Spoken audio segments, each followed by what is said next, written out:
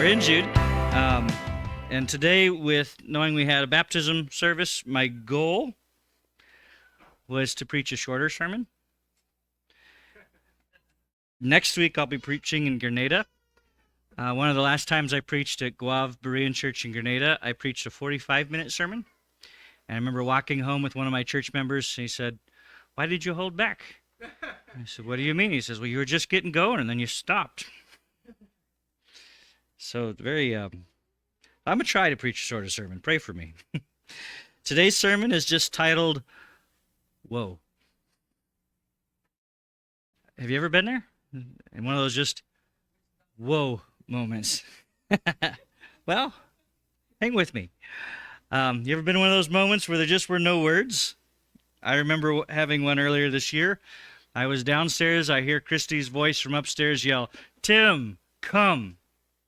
And I yelled back, trying to ask what the problem was, and I just got a one-word reply, "Come."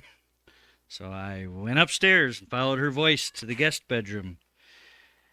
We had left our luggage in there from our last trip, and there was some Ziploc bags full of toiletries. And Lydia had crawled into the luggage. And now Lydia, the luggage, and pretty much everything in a 1-foot radius was covered with a mix of toothpaste and shampoo and had a wonderfully minty smell. Lydia was so cagged. I remember she was just standing there like this, looking at us like, and I didn't know what to do because there was no safe part to touch. You know, it's that kind of devastation that just kind of takes your words away. What do you say? I don't know. I think I have a picture of it. There's our luggage, and that's Lydia.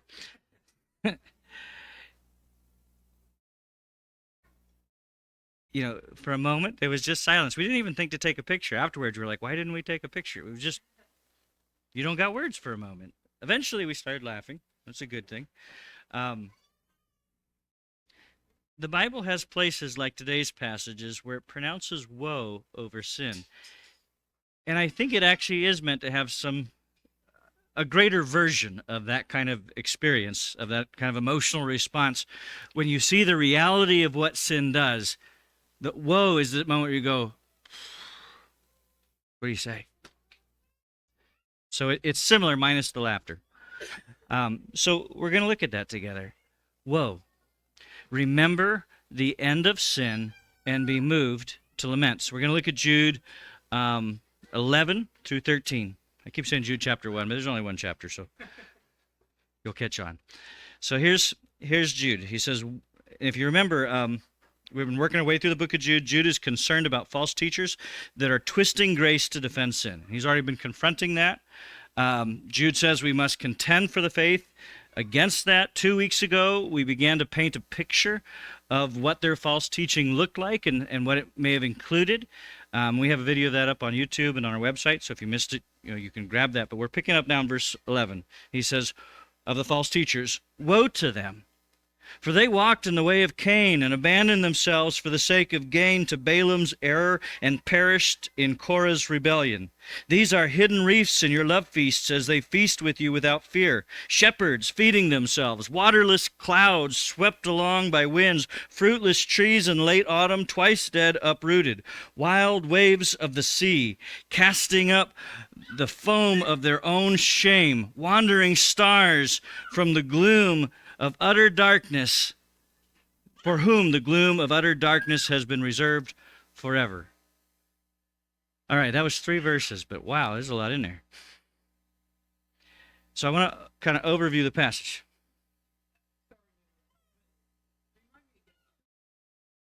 So Jude would be one of Jesus' brothers. Jude and James are brothers of Jesus. They seem to convert to belief in Jesus after the resurrection, become leaders in the Jerusalem church.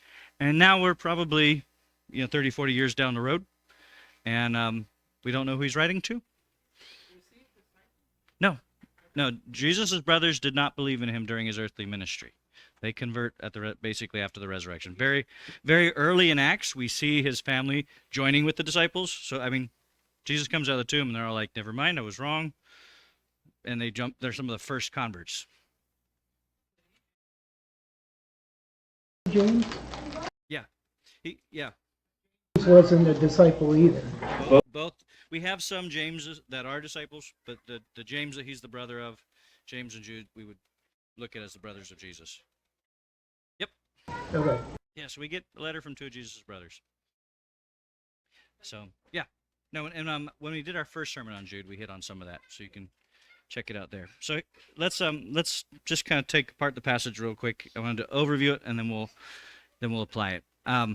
The most important thing I want you to catch about these verses, I know there's just a lot in here, all these different pictures and stories, but the thing I want you to catch is the tone and the meaning of the first word. Woe. Right? That was Beth's question. Which woe are we talking about? Woe. That's how he starts out. Before these verses, we were warning and correcting. He was talking about their teaching, and he was actually saying, this is what they're doing. This is what they need to stop. This is what's wrong. There was a confrontational nature to the previous verses. But woe isn't about confrontation. It's not about argument. You don't say woe to continue the argument. It's a lament. Woe is funeral language. You say woe when somebody dies. In the Greek and the Hebrew, the words that get translated woe are literally just the sounds you make when you're overwhelmed. Hebrew for woe, hoi. That's a useful one. Greek for woe, uai. It's about the same thing. Pick your vowels and go. This section isn't so much about further debate, but rather grief over what this false teaching does to a church and what it does to the people who perpetuate it. This is grief over the false teachers themselves. So that's the big tone picture. Now, the second thing we do have to unpack is we have to give meaning to all of Jude's references. This passage is filled with pictures, right? We have Cain, Balaam, Korah, hidden reefs, feeding shepherds, dry clouds, empty trees, wild waves, and wandering stars. Not bad for 3 verses. I mean, he was hauling. So I'm going to try and just overview what the picture they paint. So Cain, Balaam, and Korah. He says they walked in Cain's way, lost themselves in Balaam's error, and perished like Korah. Now, I think those 3 string together because there's sort of a progression, maybe 2 progressions in there. There's a progression of severity. The punishments get worse. And there's a progression of the personal collapse that we see in each of these stories. Cain is warned that sin is crouching at the door when he gets angry at his brother in Genesis. So, there it's jealousy. And it gives a person a choice. That struggle with jealousy gives them a choice about what course they want to take. And so he says they walked in the way of Cain. Cain had that choice, and he chooses to walk in the way of death. Following on in that similar theme of giving into your covetous desires, we have Balaam. Balaam's an example of greed in the book of Numbers. He accepts a bribe to go and curse Israel. He ends up not being able to curse them anyway. But he's willing to do something he knows is wrong for money. And that he gets rebuked for that. So again, our desires bringing temptation, leading us in a destructive path. And then finally, we have Korah, which is also from the book of Numbers. They're actually not in chronological order. If we want to do chronological, it would be Cain, Korah, Balaam. But Korah, the destruction gets more epic. Because Korah is actually a rebellion where Korah and his whole tribe, 250 men, gather, and they are jealous of Moses and Aaron's position. They make this big complaint saying, we all have the Lord's Spirit in us. What makes you so special to set you apart and over the assembly of God's people?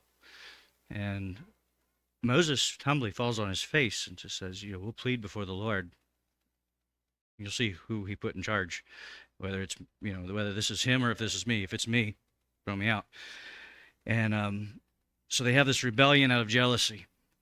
So it fits the picture, but this is now a huge group that rebel and a huge group that ends up getting judged. It results in the whole group of rebels being destroyed in an instant. So there's a common theme of our desires, greed, and jealousy drawing us down a road to death. Cain murders his brother. Balaam ends up being slain in battle. And Korah and his co-conspirators are swallowed up as the ground opens beneath them.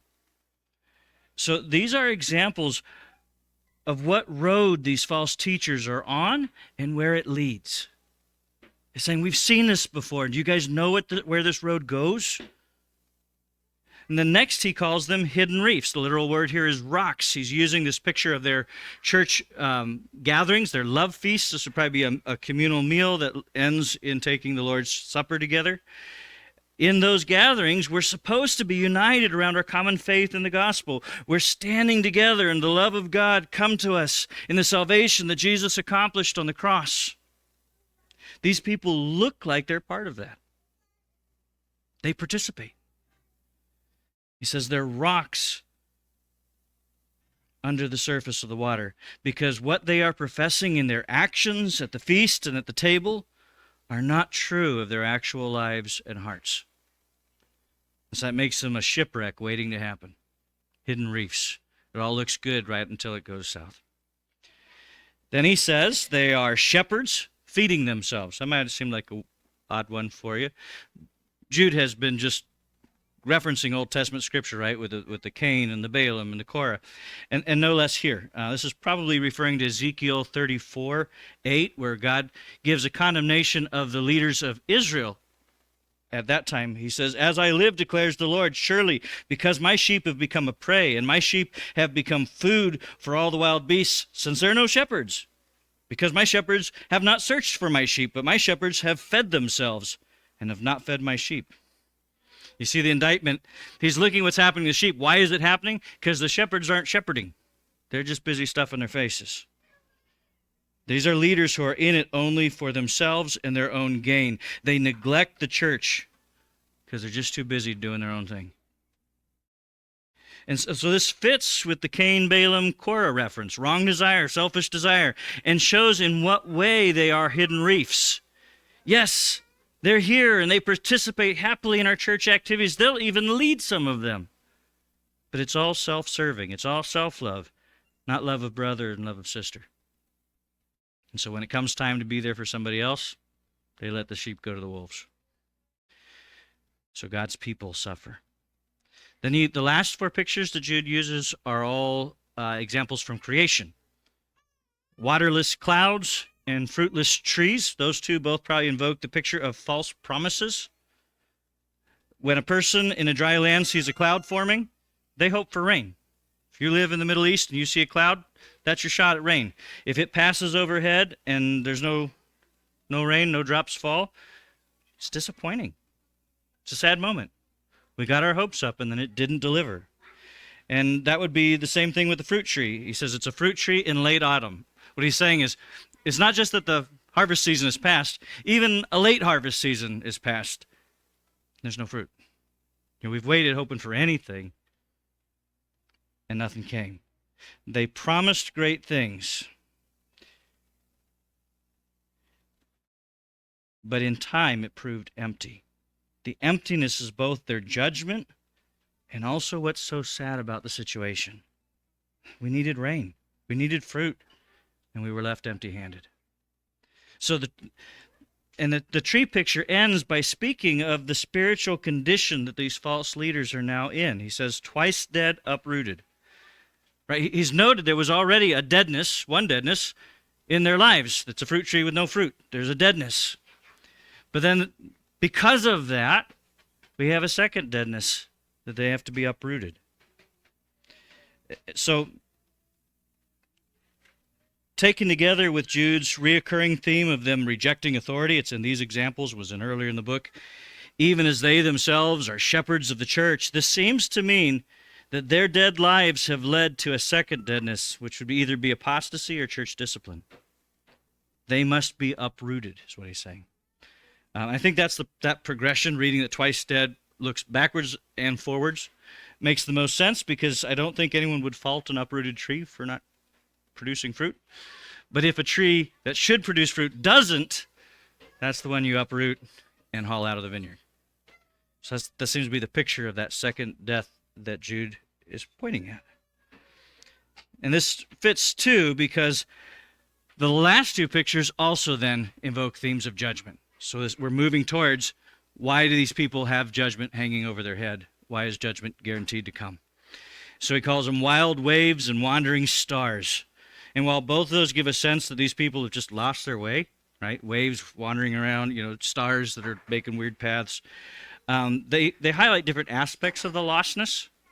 With the waves, their turbulent wanderings kick up a foam of their own shame. That's the way he picks it up. So as they wander and bounce off stuff, what's under the surface comes up. You can see the evidence of their sin like a sticky residue that's left behind on everything they crash up against. They might be trying to keep it all under the surface, right? Hidden reefs.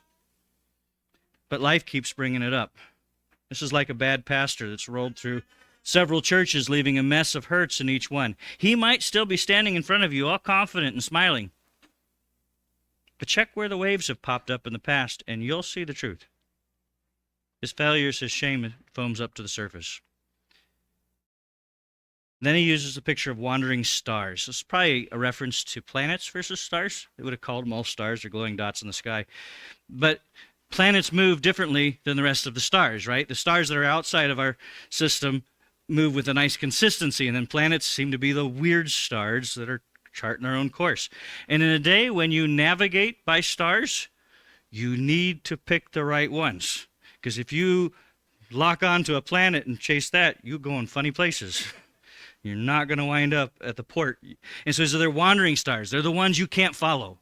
They don't have the consistency like the rest. And so like a wandering star heading off into the wrong horizon, these people are headed into the dark and will take you with them if you follow. The language he then uses of utter darkness that has been eternally reserved, it's not new. That mirrors the way he spoke of the judgment of the angels back in verse 6. So they're wandering off to a place that gets judged. These are lost sinners awaiting judgment. So that's all our pictures that James has packed into 3 verses. And you look at all of that and the brokenness and the direction where it goes, and he just says, whoa. As much as all of these are real causes for anger and indignation, we have to pause for a second and just lament how sad this is for those who have given themselves over to it. Look how dark their darkness is. Behind that confident leader spinning excuses for sin and promising pipe dreams is an eternal soul that has been hollowed out and wrapped up in chains. Whoa. Hoi. Uai. Don't miss that. So what do we take from all this? I looked at this and said, man, there's at least 3 or 4 good sermons you could preach from these pictures. You could have a whole sermon just to pastors and their need for humility and submission. That would be appropriate from these verses. And I don't take that lightly. Let me give just 2 encouragements for us as a whole church. As I said, there's more here, but here's 2 that I think are the big picture stuff. 1, as we think about sin, remember the end. That's what he's doing. It's clear from Jude's letter that these false teachers are not at this moment reaping the destruction he's just described in these verses. Right? The picture here is bleak. That's not what the picture looks like to the people Jude's writing to. Otherwise he wouldn't have to write the letter. Right now, they're popular. Right now, they seem confident and get to do whatever they want. They're twisting the message of grace to give license to sin and being successful enough that we have to write this letter with urgency saying, contend for the faith. Right now, these false teachers' message and life is believable enough that Jude worries the church will be drawn away from the gospel. Sin is enticing. Sin is desirable. Telling people they can have whatever they want is an easy sell. I can preach that sermon anywhere I want, and it'll go down it'll be popular. But it only works because it's half the story. Sin never tells you when you're battling temptation about the emptiness you'll feel afterwards. It never reminds you of the guilt, the shame, the regret. It doesn't want you to dwell on how relationships and reputations are destroyed. Cain's road didn't lead to murder in an instant. Balaam's demise was much later. He had the bribes and he got more days. Even the Korathite rebellion waited till the next morning before their punishment came. But the way of Cain is always the way of death. Sin likes to lie in the moment by denying the cost. Remember the end. See the whole picture. That's what Jude's doing here. He looks at the whole picture and he weeps. I was thinking of how to illustrate that. I just want to read a psalm to you. Because that theme of sin looking like it's working great for people for a moment until you zoom out. Psalm 73, the psalmist wrestles with exactly that. And the turning point in the psalm is he says, I went into the sanctuary and I considered their end. I think that's the KJV wording of it. So I'm going to read it in the New Living Bible just to let it flow. But here are the psalmists wrestling with this thing. Right now they look great. And that makes it enticing until I zoom out and remember the whole picture. So Psalm 73, he says, How good God is to Israel, to those whose hearts are pure. But as for me, I came so close to the edge of the cliff. My feet were slipping and I was almost gone. For I was envious of the prosperity of the proud and wicked. Yes, all through life, their road is smooth. They grow sleek and fat. They aren't always in trouble and plagued with problems like everyone else. So their pride sparkles like a jeweled necklace, and their clothing is woven with cruelty. These fat cats have everything their hearts could ever wish for. They scoff at God and threaten his people. How proudly they speak. They boast against the very heavens, and their words strut through the earth. And so God's people are dismayed and confused and drink it all in. Does God realize what's going on? They ask. Look at these men of arrogance. They never have to lift a finger. Theirs is the life of ease, and all the time their riches multiply. Have I been wasting my time? Why take the trouble to be pure?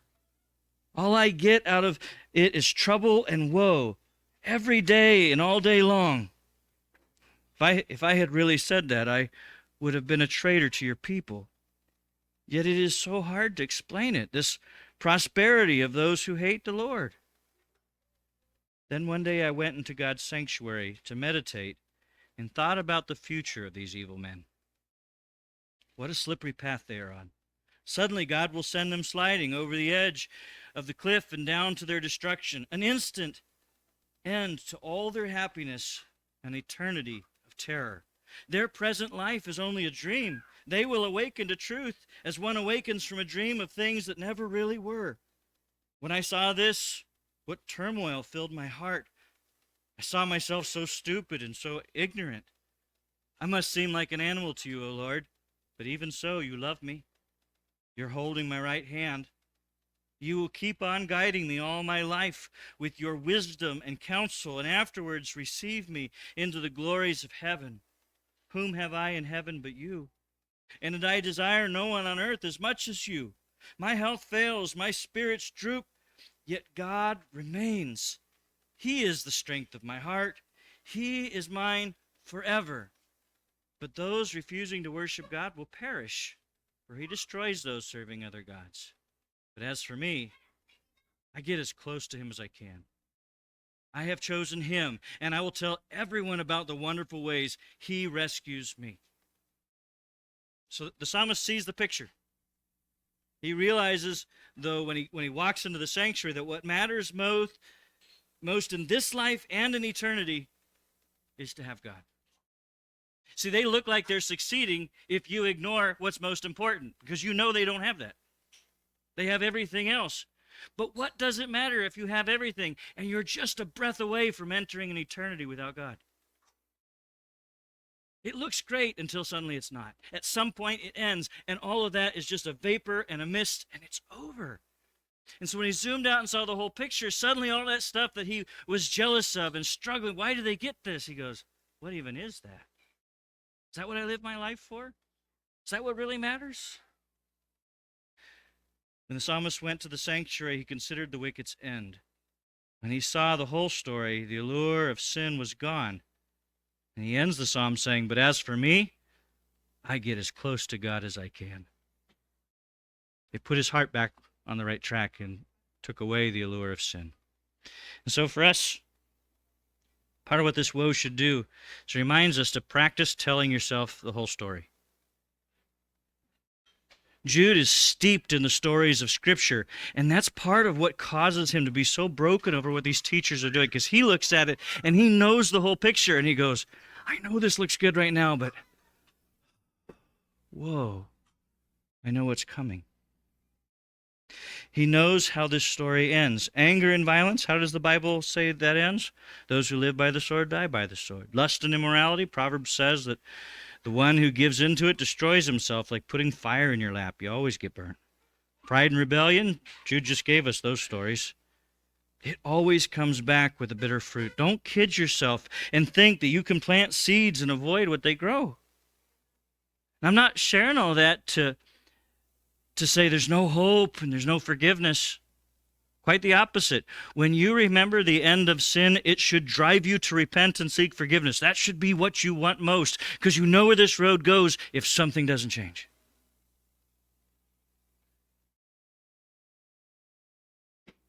A full picture of sin will show you that that is your hope. It'll also remind you what you risk missing out on, the nearness of God. Practice telling yourself the whole story when it comes to sin, so you can reject sin's lies. Now I'm just going to make a second point and wrap us up there. That's my way of trying to make a shorter sermon. Lament over sin. Lament over sin. Whoa. Christians often have a reputation of being superior. That's what people like to describe us as. If I went on the street and asked, "What do you think of Christians?" Most of the time, they say things like, "Well, we're holier than thou.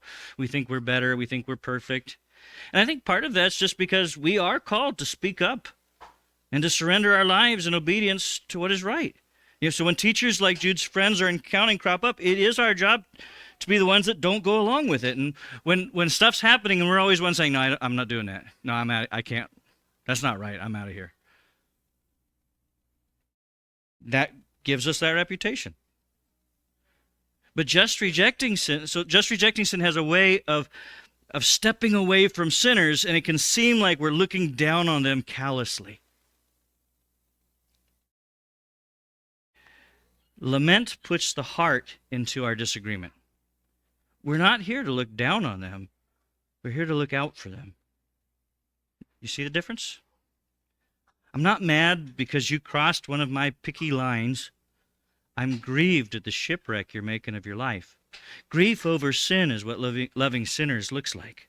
Lament allows us to affirm the full weight of God's righteousness in the tone of God's love. I want to give you two illustrations on that. The first, I'll steal a story from my dad, and then you can verify it with him afterwards, and you can get more details than I'm going to give. My dad started dating my mom before he came to faith in Christ, so she got to witness to him. And to make a really fun story super short and leave you with details to ask him, he had a truck accident that ended with his vehicle sinking into a canal and him almost drowning. So he barely got out, and so when Dad was relating that story to my grandma, my mom's mom, her instant spontaneous reply was, "Oh, Dave, if you'd have died, you would have gone straight to hell."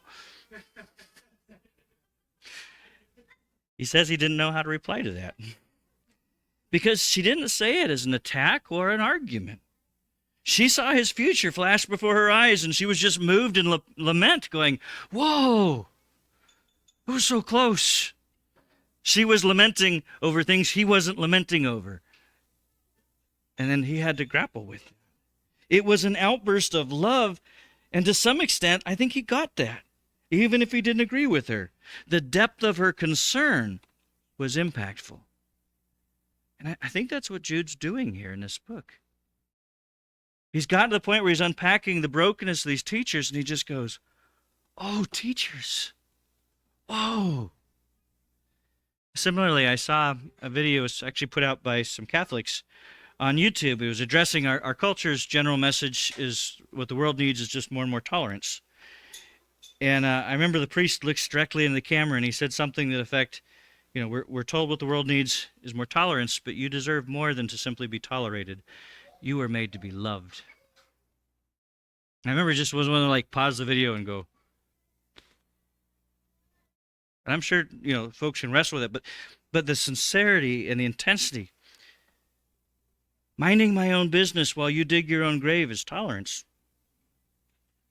Caring for your good so much that I speak up and weep with you over the collapse sin has pulling down on your head is love. Love calls sin, sin, and laments over the consequences.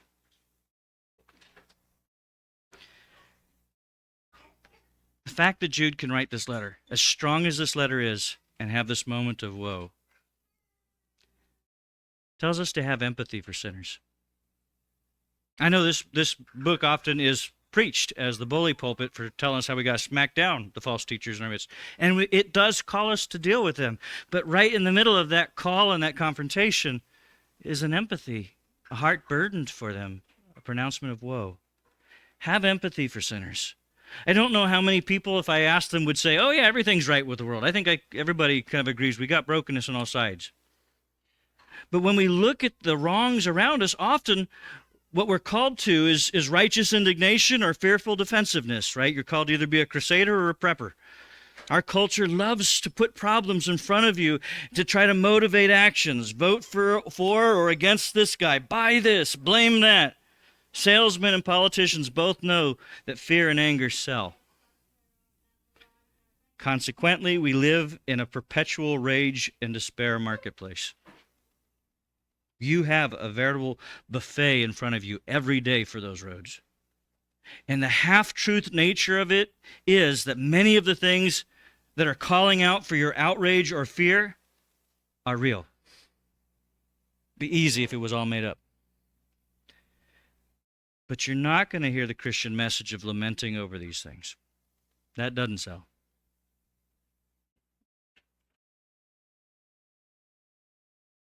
To lovingly disagree and let the gravity of it drive you to weep for someone else. To join Jesus in the garden as he prays through tears is a calling that our flesh often isn't up for. But we need to regularly come to that place where we can say, whoa. This needs to be part of how you think about sin. This needs to be part of how you pray for people and issues. This past Monday, I had the St. Paul's Church building open for most of the day so people could drop in and pray. And I know for me, part of that time was just prayers of lament. I plan to do that again on Ash Wednesday, but you don't have to wait for a special time in a church building to make this a prayer practice in your own home. Let God give you a heart of empathy for sinners by lamenting over sin. Whoa. Remember the end of sin and be moved to lament. So I'm going to leave you with two questions for your discussion groups. What are some of the half-truths, half-stories about sin that our culture and media tell us? And don't dwell too long there before you get to question two. How can we practice lament together as a church, in our services, and in our small groups? I know I just told you to go do it at home, but I think this is something you often see done in community in Scripture. We lament together, and it's helpful because sometimes when I sit next to you and you lament over sin, it reminds my heart that really is broken and messed up. I've just become numb. And so how do we do that together in our services and our small groups? All right?